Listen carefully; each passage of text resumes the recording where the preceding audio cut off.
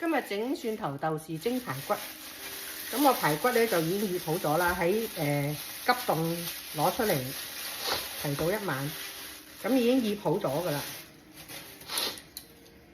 咁我可以擺翻嗰個如何簡單醃肉嘅視頻落去喺個說明嗰度咧，咁大家就可以睇翻點樣醃啦。